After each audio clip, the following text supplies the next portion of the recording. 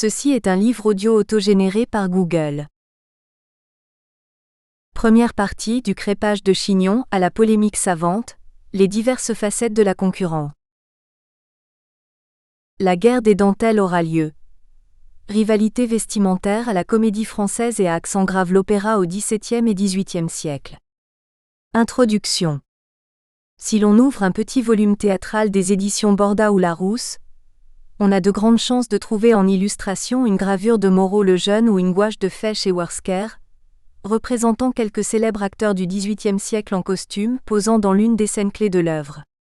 Et pour peu que la pièce soit à caractère antique, on ne pourra que s'étonner de se retrouver face à des atours invraisemblables, dépareillés, sans lien réel avec le temps de l'action ou l'idée que l'on pourrait se faire des personnages. Robes et habits à la française, paniers, dentelles, soieries, galons, panachés de plumes et perruques s'étalent en lieu et place des toges et drapés que l'on pourrait attendre. Pour autant, ces costumes ont non seulement bel et bien existé, mais ils trouvent à se justifier une fois remis dans leur contexte. Plus encore, ils apparaissent comme une porte d'entrée originale sur la vie artistique sous les règnes de Louis XIV et Louis XV, et notamment sur les relations qui pouvaient désunir les troupes de la Comédie Française et de l'opéra. Pourrait-on aller jusqu'à émettre l'hypothèse selon laquelle le costume aurait dès lors été concurrentiel, à l'image des rivalités et tensions qui marquèrent ces deux institutions culturelles durant les XVIIe et XVIIIe siècles ? C'est ce que nous chercherons à démontrer en nous intéressant aux costumes de scène en tant qu'objet de pouvoir, révélateur de nombreuses rivalités. Ce qui nous amènera à nous interroger sur les réelles implications artistiques et sociales de ces jeux de concurrence. Le costume de scène, un attribut de pouvoir ? Afin de bien saisir les problématiques suivantes, il semble nécessaire de faire un petit rappel sur ce qu'étaient les costumes de scène au XVIIe et XVIIIe siècle. De fait, jusqu'à la fin du XIXe siècle, ils étaient à la charge du comédien. À lui de constituer, au fil de sa carrière, sa propre garde-robe théâtrale. Pour ce faire, il pouvait soit se la confectionner lui-même, soit louer les éléments dont il avait besoin dans des magasins spécialisés ou se servir dans les quelques fonds propres des théâtres, soit hériter des propres costumes de ses parents. À moins qu'il ne fasse partie de l'élite des comédiens, et n'appartienne à de prestigieuses troupes comme celle de l'opéra ou de la Comédie Française. Dès lors, deux autres possibilités s'offrent à lui et sur lesquelles nous allons revenir, l'achat et le don. En outre, il faut savoir que les spectacles des XVIIe et XVIIIe siècles relevaient encore pour l'essentiel de deux genres auxquels correspondaient deux sortes de travestissements. Les vêtements de ville servaient pour les comédies, tandis que des vêtements inspirés à la fois de ceux de l'Antiquité et de ceux portés à la cour servaient pour la tragédie et l'opéra. Don ou achat ? Pour les comédiens de l'opéra et de la Comédie Française, il existait deux autres moyens d'acquérir des costumes de scène. Si leurs appointements le leur permettaient, les comédiens du Français et de l'opéra pouvaient financer leur propre garde-robe artistique, soit en rachetant celle d'un autre comédien, souvent lors du décès de celui-ci, soit en s'en faisant confectionner une nouvelle sur mesure. En ce cas, les costumes, qui sont soit de tragédie, soit de comédie, servent pour plusieurs pièces, plusieurs emplois similaires, et ils sont exécutés suivant les idées de l'acteur. Ces costumes correspondent souvent à ceux de la Réforme, à savoir des travestissements signifiants du point de vue de la pièce ou du personnage. S'il s'agit de la création d'une œuvre, et donc d'un rôle, le costume apporté par l'acteur fera école et deviendra une norme, instaurant ainsi une tradition de représentation. Ce fut aussi le cas lors de certaines grandes reprises. En 1727, Mademoiselle Lecouvreur innova pour la reprise de Tiridate de Campistron en portant en scène un véritable habit de cour, en lieu et place des pâles copies que l'on faisait faire jusqu'alors pour les tragédies. Lorsqu'il n'est pas le fait d'un achat personnel, le costume peut être le fruit d'un don. Aussi n'est-il pas rare que, dans le cas de comédiens appartenant à des troupes si prestigieuses que celles de l'opéra ou de la Comédie Française, le costume de scène soit un présent fait par un admirateur fortuné, en reconnaissance d'un talent ou d'une émotion ressentie lors d'une représentation. Le donateur devient alors officiellement le protecteur de l'artiste en question. Quant aux vêtements offerts, il peut être de deux natures. Soit il s'agit d'un ancien habit de ville ou de cour que le donateur ne porte plus, et qui deviendra donc, par la force des choses, un costume de scène, soit il s'agit d'un véritable habit de théâtre que le protecteur fera faire sur mesure pour l'artiste, parfois même en vue d'être porté pour le rôle qui a motivé le don. Du point de vue du receveur, ce don revêt plusieurs aspects puisqu'il va, d'une part, éviter au comédien une énorme dépense et que ce vêtement va, d'autre part, l'honorer en montrant à tout la force de l'attachement qui le lie à son protecteur, ce dernier étant presque systématiquement issu des rangs de l'aristocratie d'Ancien Régime. Un signe extérieur de richesse. Dès lors que l'on sait dans quelles conditions furent créés et reçus ces costumes très atypiques, on comprendra qu'ils aient été hors de prix et d'un luxe tout à fait extravagant pour une scène théâtrale, fût-elle celle de la Comédie Française ou de l'opéra. Les costumes exécutés à la demande des comédiens eux-mêmes représentaient en général une dépense plus que conséquente au vu de la rente qui leur était accordée. Le prix d'un habit neuf pour la scène était extrêmement élevé, surtout s'il s'agissait d'un costume de tragédie, requérant plus d'ornements comme les plumes ou les broderies d'or. Cette dépense pouvait alors s'élever à 3 ou 4 000 livres, à savoir entre le tiers et un an d'un salaire confortable. Chaque costume devait donc être conçu dans les meilleurs matériaux, de manière à ce que l'achat puisse être rentabilisé dans la durée.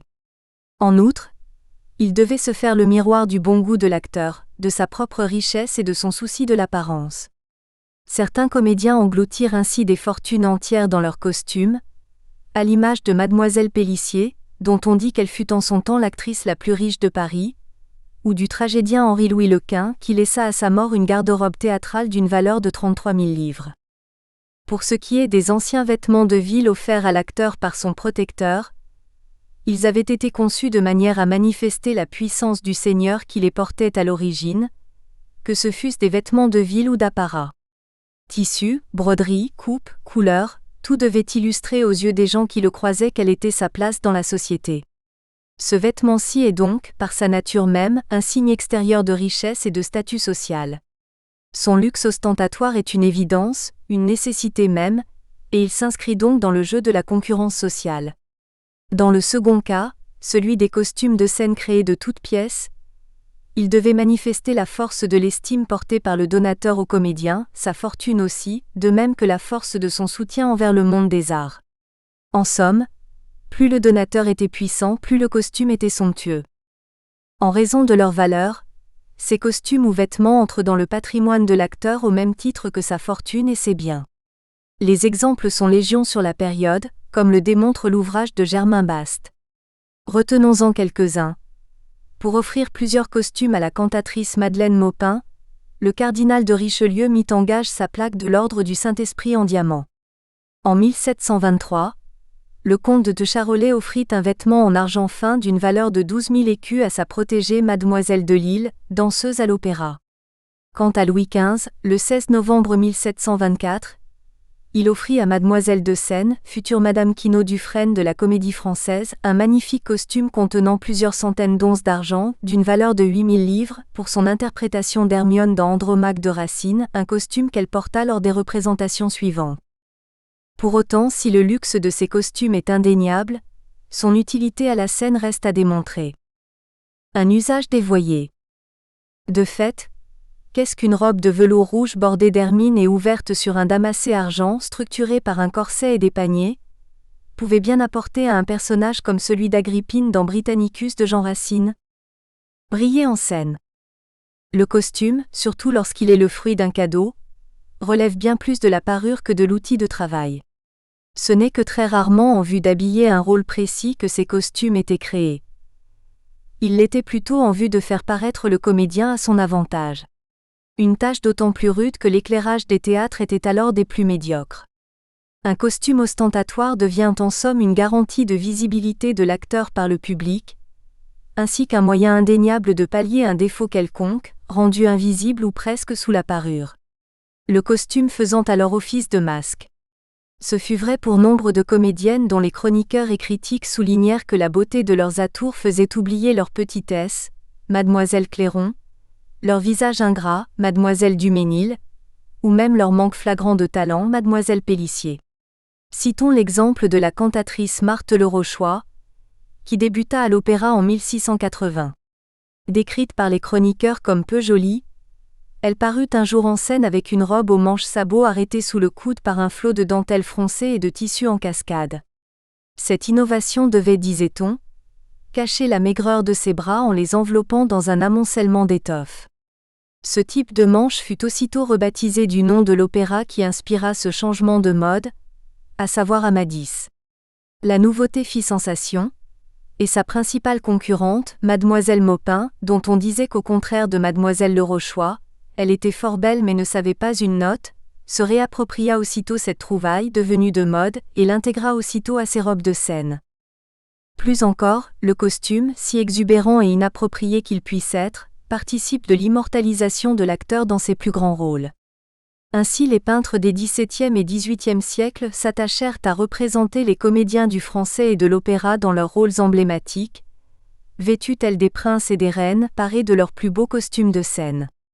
Au final, ces toiles, réalisées par les portraitistes de l'aristocratie et de la grande bourgeoisie d'Ancien Régime, faisaient passer Mademoiselle Duclos, Mademoiselle Lecouvreur ou Mademoiselle Pélissier pour des élégantes, égales de la Pompadour ou des Bourbons. On pourrait alors penser que seuls les costumes donnés par les protecteurs étaient un signe de distinction pour les comédiens.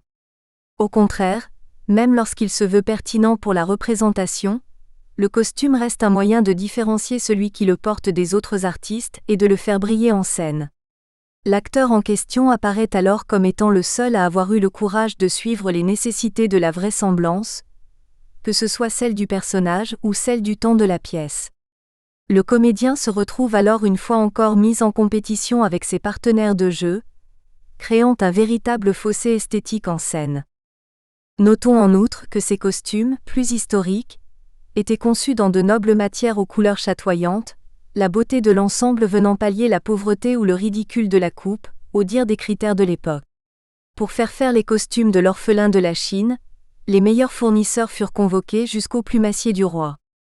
Et même si elle se veut plutôt antique par sa coupe et son agencement, la toilette portée par Mademoiselle Raucourt pour le rôle d'Agrippine, d'un éclatant bleu roi en outre peu romain, n'en est pas moins somptueusement ourlée d'un liseré d'or et de glands. Le châle rouge est quant à lui garni d'une lourde broderie d'or en palme, typique du classicisme. Le moindre détail est soigné, jusqu'aux bijoux, hors de propos. On imagine aisément quelle allure royale elle pouvait avoir en scène. Certes, l'aspect général du costume se fait plus sobre, mais l'ornement continue d'en faire une parure luxueuse. Enfin, au vu des exemples donnés jusqu'ici, on pourrait croire que cette pratique vestimentaire et concurrentielle était essentiellement féminine. Il n'en est rien, les hommes étaient tout autant concernés. En ce sens, Géliot nous fournit un parfait exemple. Ténor favori des grandes bourgeoises et des aristocrates de la première moitié du XVIIIe siècle, protégé de Madame de Pompadour, ce chanteur jouissait d'un crédit considérable auprès de la cour. À l'image de ses consoeurs, il faisait preuve d'un luxe inouï dans le choix des matériaux utilisés pour la confection de ses costumes, à l'image de celui qu'il porta pour le rôle d'Apollon. Une perruque frisée et poudrée, un juste au corps, un manteau de soie brodé d'or et de dentelle maintenu autour du cou par un ruban de velours orné de diamants, et une sorte de lyre antique pour tout accessoire. Ayant débuté comme simple artiste lyrique, il acheva sa carrière sur de gros cachets, fut reçu dans la grande société du XVIIIe, mena un train de vie de gentilhomme et acquit un château près d'Oléron. Établir une hiérarchie en scène. À l'évidence, ces costumes étaient une manière de se mettre en avant une fois en scène, puisque leur luxe contribuait à ridiculiser ou éclipser ceux des autres acteurs. Dès lors, aucune harmonie ne régnait sur scène, de luxueux vêtements flambant neufs voisinant des costumes plus anciens, transmis d'acteur en acteur pour vêtir un même type de rôle. Par voie de conséquence, se créait en scène une véritable hiérarchie, miroir manifeste des rivalités qui désunissaient les artistes de la troupe. S'il s'agissait bien de rivaliser d'élégance avec ses propres partenaires de jeu, il fallait aussi rivaliser d'élégance avec les artistes qui avaient précédemment endossé les mêmes rôles. En d'autres termes, la concurrence ne se bornait pas aux seuls acteurs vivants de la troupe, elle visait aussi les artistes en retraite voire morts. Cela était particulièrement flagrant dans le cas d'un artiste reprenant l'emploi de quelqu'un qui avait, en son temps, su marquer les esprits, que ce soit par son talent, son physique ou sa technique. En 1763, Madame de Pompadour et la duchesse de Gramont firent cadeau à Mademoiselle d'Oligny de magnifiques toilettes, tout en lui promettant que son talent ferait oublier sa devancière, l'inimitable Mademoiselle Gossin, grande actrice du français et rivale de Mademoiselle Clairon. Mais l'exemple le plus illustre est sans nul doute celui de Mademoiselle Pélissier, dont il était coutume de dire qu'elle avait les qualités d'une grande artiste et les vices d'une courtisane. Rebaptisée la Pierresse par ses détracteurs, elle était l'une des figures féminines de l'opéra les plus à la mode. À la mort de la tragédienne Adrienne Lecouvreur, elle racheta, grâce à l'argent de son amant le financier François Lopez Duris, la totalité de la garde-robe de la comédienne, mise en vente pour 40 000 écus, auquel il fallut ajouter 20 000 écus de bijoux. Une fois la garde-robe acquise, elle décida de la porter en scène lors de la représentation le 13 juillet 1730 du Carnaval et la Folie. Alors qu'elle y interprétait le rôle de la Folie, elle parut chaque fois en scène dans un costume différent, emprunté à la garde-robe de Mademoiselle Lecouvreur. Une prestation qu'Adolphe Julien résume ainsi dans son ouvrage. On vit ainsi la Folie avec les habits de Jocaste, de Marianne, de Zénobie, de Chimène, de Roxane, de Pauline, de Célimène, de Monime ou d'Elvire, à la grande satisfaction du public émerveillé, fasciné par ses diamants et ses parures éblouissantes. Le tout avec les grelots et marottes de la Folie. Aujourd'hui, le résultat ferait assurément rire, surtout lorsque l'on sait à quel point les costumes d'Adrienne Lecouvreur étaient déjà peu adéquats pour la tragédie. En agissant ainsi, Mademoiselle Pélissier se glissait littéralement dans la peau de la célèbre tragédienne, tout en lui imprimant son visage, ce qui était une manière très efficace de la faire oublier aux yeux des spectateurs. On ne peut alors que songer à ces anciens rites qui voulaient que l'on dévore son adversaire, afin de s'en approprier la force. Enfin, ce qui vaut pour les femmes est tout aussi vrai pour les hommes. Ainsi l'acteur Floridor racheta-t-il la garde-robe de Belle-Rose pour la modique somme de 200 000 livres. La surenchère des costumes ou les deux mots du théâtre classique. Au XVIIe et XVIIIe siècle, le costume de scène se fit le miroir des conflits internes aux troupes de la Comédie Française et de l'opéra. Mais par-delà cette question en apparence bien innocente, de la concurrence artistique par costume interposé, ce sont bien deux conséquences de taille qui se font jour. D'une part, ces rivalités vestimentaires firent prendre plus d'un siècle de retard à la réforme du costume, le luxe venant toujours contrer la recherche d'une vérité historique ou sociale. D'autre part, elles contribuèrent à entretenir l'idée d'une sphère artistique au ban de la société, minée par la prostitution et des mœurs dissolues. L'impossible réforme. Si les rivalités artistiques qui avaient cours à la Comédie Française et à l'opéra nuisirent au jeu, elles furent aussi l'une des principales causes de la corruption du costume de scène et des difficultés d'aboutissement des tentatives de réforme qui virent le jour au XVIIe et XVIIIe siècle. Et pourtant, nombre d'inconvénients auraient dû les faire rapidement disparaître. Si l'on se place du point de vue du comédien, on se rend rapidement compte que ces costumes, si beaux furent-ils, n'étaient guère des atouts une fois portés en scène. Ils étaient bien plutôt encombrants, rendant toute tentative de jeu quasiment impossible. L'actrice se retrouvait engoncée dans des flots de tissus lourds, chauds et précieux, le tout agencé sur une véritable armure formée par le corset et les paniers. Ayant atteint leur ampleur maximale dans les années 1770, il est évident que ces derniers empêchaient tout rapprochement dans le jeu entre les acteurs. En est témoin l'étonnante robe rouge, blanche et or que portait Mademoiselle Duménil pour les représentations de Britannicus de Jean Racine. Si la somptuosité des matériaux est aussi indéniable que la luminosité des couleurs, plus ou moins justifiable du point de vue de l'intrigue, il en va tout autrement de l'aspect pratique de cette robe. Le but du costume est ici évidemment de rendre la comédienne à son avantage aux yeux d'un public en attente, et non de l'aider à se glisser dans son personnage, ou d'entrer en harmonie avec le reste de la mise en scène, d'ailleurs plus ou moins inexistante alors. Il n'est en ce cas nullement question de comédiens jouant une pièce en commun, seulement de solistes interprétant une partition à une voix.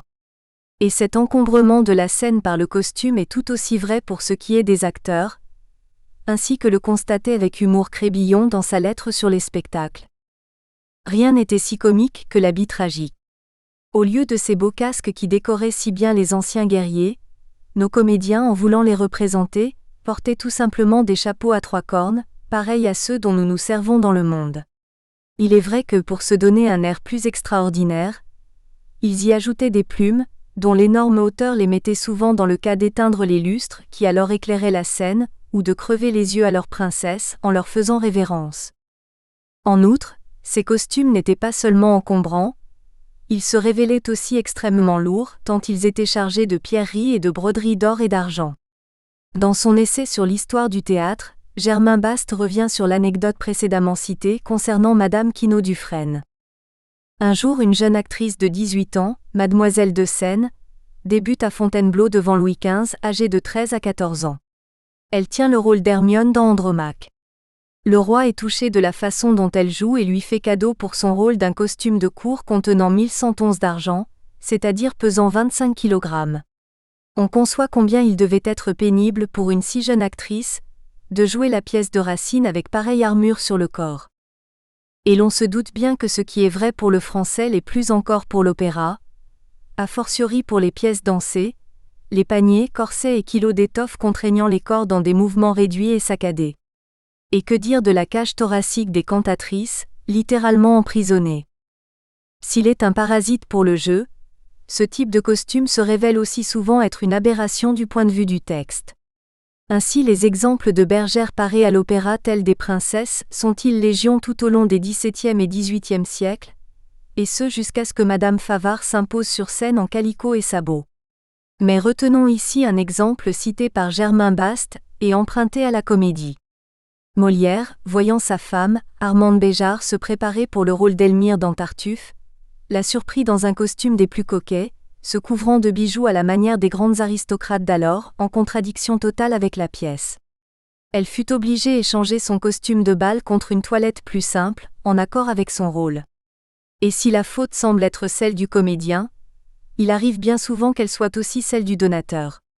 Du comte au ministre du royaume, voire au roi lui-même, les protecteurs sont nombreux, et être pris sous l'aile bienveillante de Richelieu ou de Louis XV ne peut qu'être un immense honneur pour l'acteur qui en est gratifié.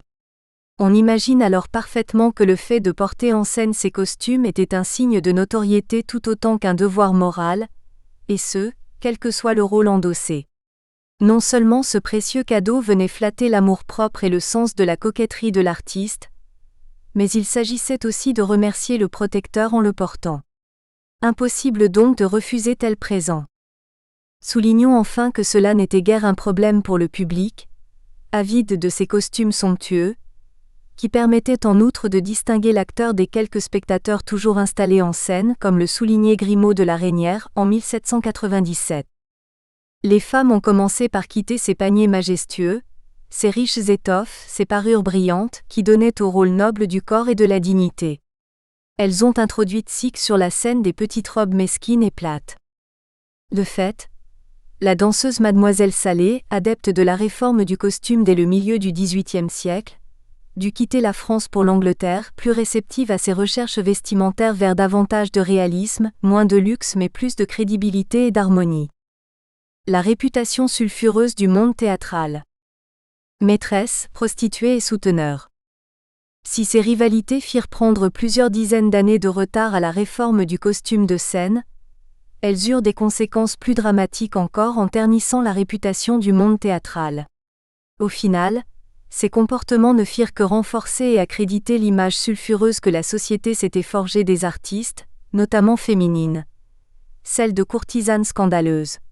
Un imaginaire que venaient confirmer les vies dissolues de Mademoiselle Pélissier, de Mademoiselle de Maupin ou de Mademoiselle Camargo. Et que dire de Mademoiselle Raucourt, qui finit par lever contre elle des dizaines de cabales au sein même de la troupe de la Comédie Française. Au final, ce n'est plus qu'une image très noire que les artistes renvoient d'eux-mêmes à la société, une image reprise et amplifiée par nombre d'intellectuels et critiques des XVIIe et XVIIIe siècles. Dans son essai sur la réglementation de la prostitution en France, Rétif de la Bretonne établissait une liste des différentes catégories de prostituées, la deuxième étant la suivante.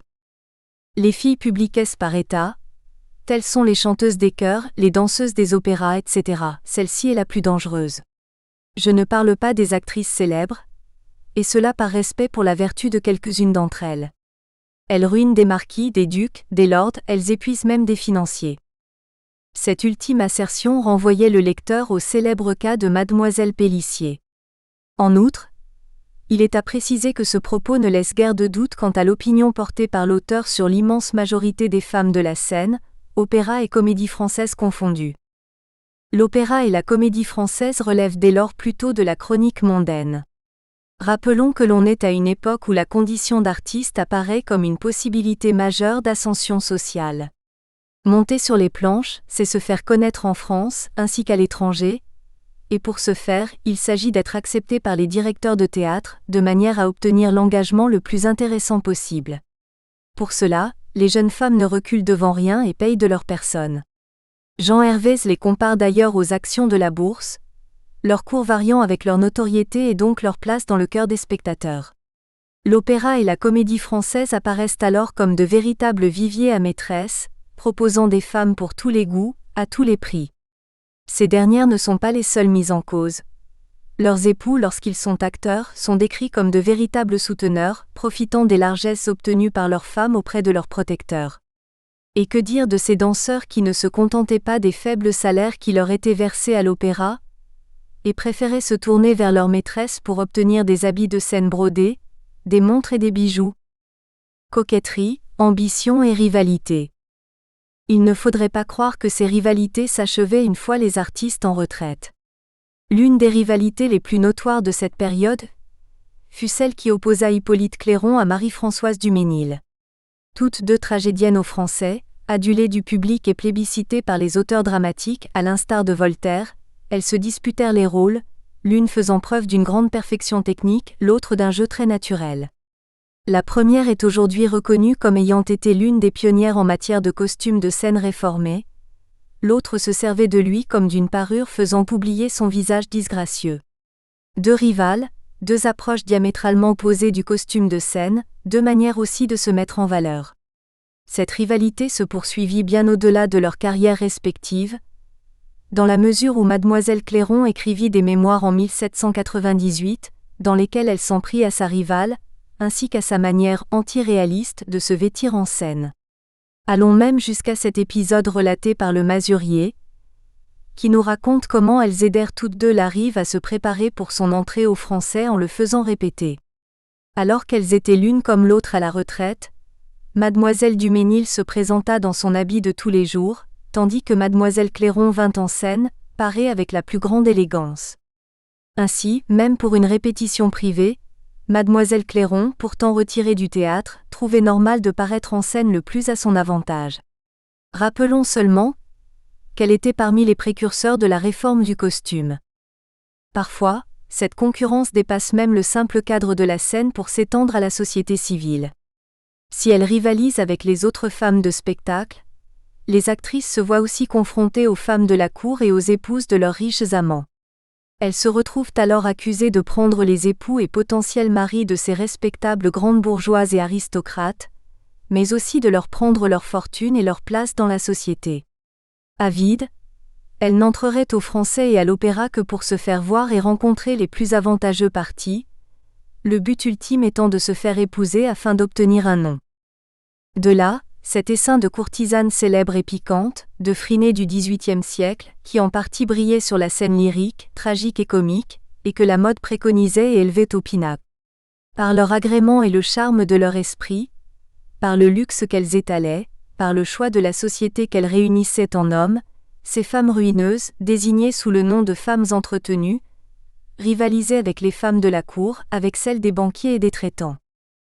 Faire le meilleur mariage possible, c'est ce qui fut reproché à la danseuse Quinault Dufresne, qui devint duchesse de Nevers et par là alliée à la famille royale.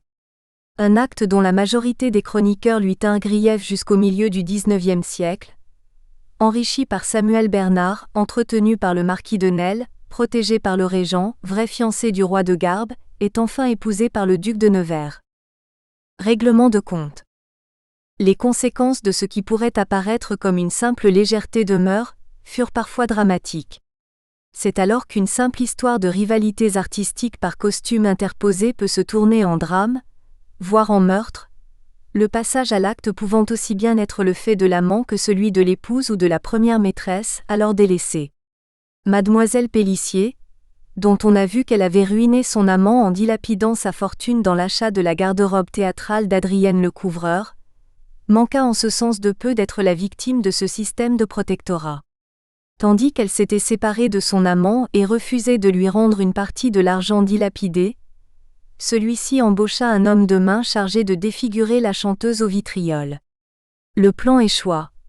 L'exécuteur fut torturé puis condamné à mort et Dury se réfugia en Hollande pour échapper à la justice du roi. L'issue fut plus heureuse pour mademoiselle Pélissier que pour Adrienne Lecouvreur. La grande tragédienne était aussi célèbre pour son talent que pour la liaison qu'elle entretenait avec le comte Maurice de Saxe. Cette liaison lui valut la haine fatale de sa rivale, la duchesse de Bouillon, accusée d'être responsable de la mort prématurée d'Adrienne Lecouvreur, semblerait-il par le biais de confitures empoisonnées. Conclusion. Du costume, don du roi, au costume, symbole de rivalité mortelle, il semblerait bien qu'il n'y ait qu'un pas. Sublime parure de soie couverte d'or, d'argent et de pierreries, ces vêtements de scène n'étaient pas tant là pour servir le rôle et la pièce que l'acteur, dont la réussite était en partie dépendante de ce simple morceau d'étoffe. Objet et symbole des concurrences régnant au français et à l'opéra, il l'était bel et bien.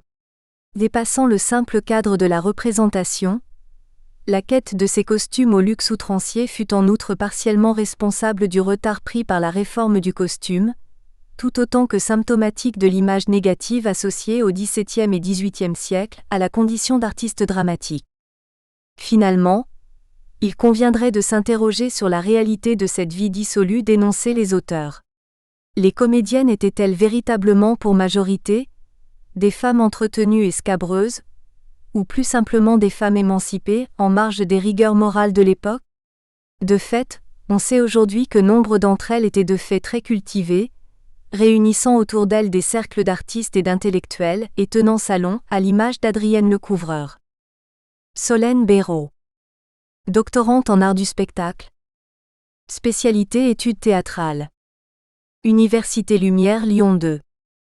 Laboratoire Passage 2021. La concurrence entre pianistes au temps du premier jazz, l'exemple Jerry Roll Morton. Cette publication a pour périmètre les limites de la problématique de la concurrence dans la musique, et plus particulièrement ce qui concerne le premier jazz. Elle s'inscrit dans un cadre organologique précis, celui du piano. Au premier abord, la musique, jouée dans un cadre allant de la petite formation au grand orchestre, donne l'image d'une activité humaine qui agglomère les talents dans le plus parfait équilibre, condition évidente d'une réussite artistique. Cependant, le musicien soliste et plus particulièrement le pianiste du premier jazz est soumis à une concurrence implacable. Il doit vaincre ou laisser sa place. Bien sûr, il serait intéressant de traiter de la concurrence à laquelle se livrent les grandes formations de la période swing, celles de Count Basie, Duke Ellington ou Cab Calloway par exemple, ou des duels de la période pré-bebop au cours desquels ceux que le public désigne comme perdants doivent quitter la scène. On peut parler davantage de ring, sous les huées et les quolibets. Une expérience dont la rage qu'elle suscite chez Charlie Parker, le principal représentant du bebop dans les années 50 en Amérique, lui donne la force de se forger une virtuosité inégalée jusqu'alors chez les saxophonistes. Une virtuosité de performance qui s'inscrit dans une contrainte de compétition. Ce qui nous conduit à cette interrogation. La performance a-t-elle un sens dans le domaine artistique? Si elle s'impose dans le sport ou dans la guerre en visant la victoire sur autrui voire son anéantissement, dans les arts, la performance ne peut viser qu'au dépassement de soi. Bien entendu, l'œuvre qui en résulte est évaluée selon un certain nombre de critères esthétiques aboutissant à une hiérarchisation des talents. Mais si dans le jazz actuel, la performance vise au dépassement de soi dans une optique essentiellement artistique, il n'en a pas toujours été ainsi. Par le passé, les jazzmen devaient se soumettre en permanence à la concurrence avec autrui, car s'il n'était pas encore établi que le jazz était un art, tout du moins lui reconnaissait-on un rôle fonctionnel, musique de danse ou d'ambiance. S'interroger sur le fait qu'une pratique collective musicale originelle, le jazz, puisse se transformer en un perpétuel ring sur lequel s'affrontent au fil du temps des champions, relève d'un concept qui est relativement marginal dans la musique savante, duel de virtuoses excepté. Quand ils évoquent l'acte de faire de la musique, les Américains emploient le verbe to perform. Le musicien américain peut considérer la performance comme l'acte permettant au musicien-interprète de rendre vie à une œuvre savante de la manière dont il considère qu'elle est la plus proche de ce que veut le compositeur. Dans ce cas, le performer accomplit un acte artistique puisqu'il n'entre en concurrence qu'avec lui-même afin de restituer l'œuvre d'un autre. Dans le jazz, musique improvisée, interprète et compositeur sont une seule et même personne et l'adage selon lequel « on n'est jamais mieux servi que par soi-même » doit conforter l'idée du dépassement de soi artistique. Quoi qu'il en soit, performance par rapport à soi-même dans la réalisation d'une œuvre d'art ou obligation de performance pour cause de mise en concurrence avec les autres, pour les Américains, la frontière est ténue entre performance et geste artistique.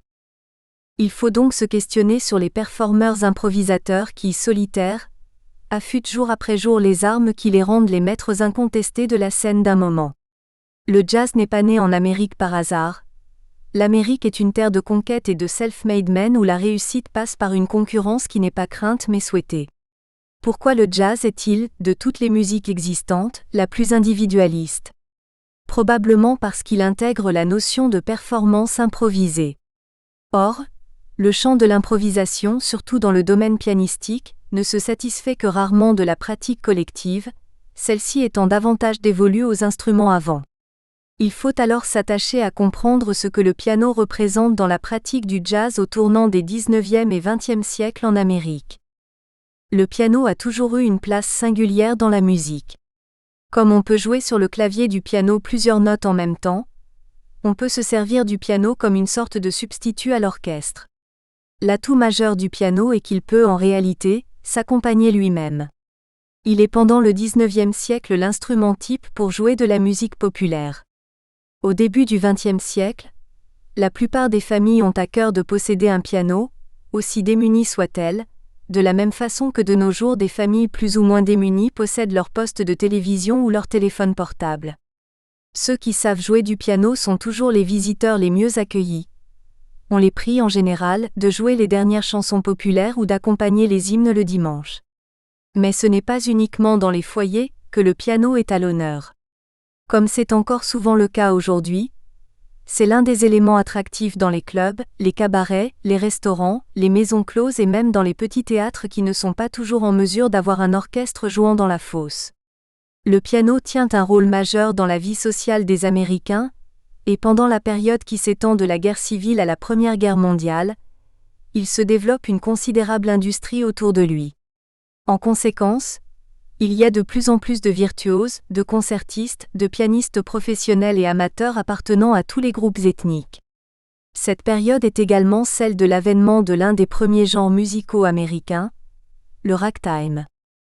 Le ragtime, qui vient de ragged, haché, à cause de son rythme syncopé, devient le genre musical le plus populaire. La concurrence est acharnée entre les pianistes qui doivent redoubler d'efforts s'ils veulent conserver leur travail. Si beaucoup de pianistes de ragtime ont un jeu approximatif et se contentent de faire danser le cakewalk, danse populaire née parmi les Noirs de Virginie, il en est un, Scott Joplin, 1868 à 1917, qui veut en faire la nouvelle musique savante américaine. Il s'enorgueillit d'être un véritable compositeur dont les œuvres doivent être respectées à la note près quand elles sont interprétées. Le ragtime, plus ou moins agrémenté d'éléments du blues, est à l'origine du jazz. C'est à partir de ragtime qu'il a composé, que le premier grand pianiste de jazz Jelly Roll Morton va, en y insérant des éléments improvisés, être l'initiateur de la musique de jazz. Si le rôle de Jelly Roll Morton dans la musique de jazz a été pendant si longtemps minimisé, c'est certainement à cause du rejet dont il est victime du fait de l'agressivité dont il fait montre envers les concurrents qui osent l'affronter. À trop proclamer qu'il est l'inventeur du jazz, Morton se voit écarté sans doute injustement de la reconnaissance à laquelle il a droit.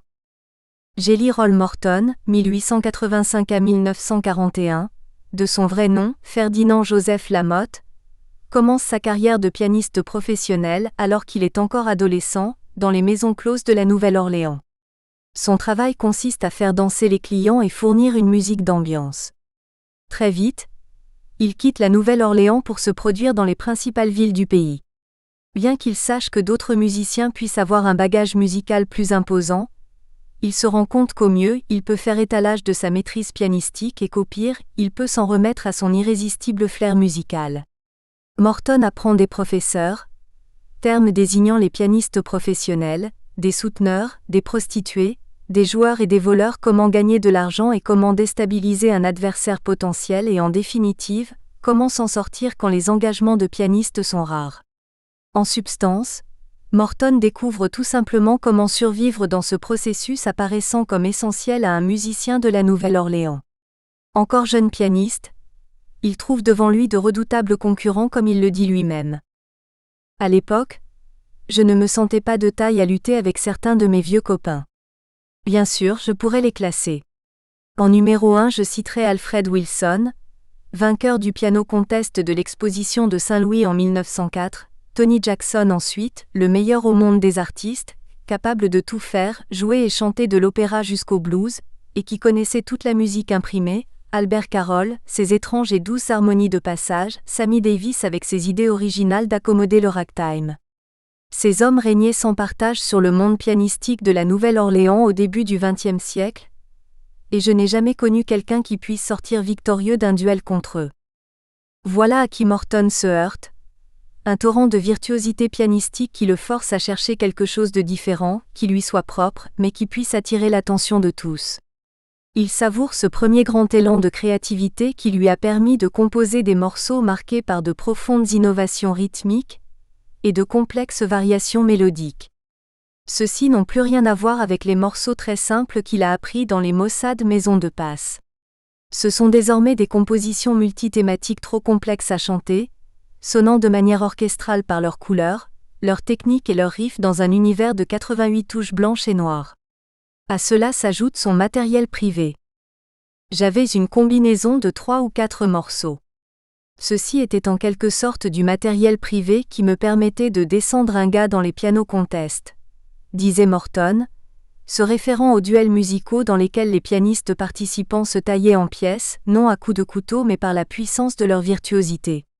Celui qui remportait la compétition était assuré d'obtenir les meilleurs jobs et le plus d'argent. Voilà pourquoi Morton et les autres concurrents ne publiaient pas leurs morceaux. Le matériel privé devait être protégé, de peur que quelqu'un ne dérobe les meilleurs trucs des pianistes. Morton évoque ici les piano contests ou cutting contests auxquels prennent part les pianistes improvisateurs désireux d'accroître leur renom auprès des médias du moment, comme l'explique un musicien à la Nouvelle-Orléans. Souvenez-vous, les agents de presse et les magazines se répandaient dans tout le pays et recherchaient des musiques inouïes. Vous deviez mettre hors jeu votre adversaire comme Jelly Roll le disait, car vous aviez vos fans et vos supporters. Nous espérons que vous avez apprécié cet aperçu. Pour continuer à écouter ce livre audio sur Google Play Livres, utilisez le lien dans la description de la vidéo.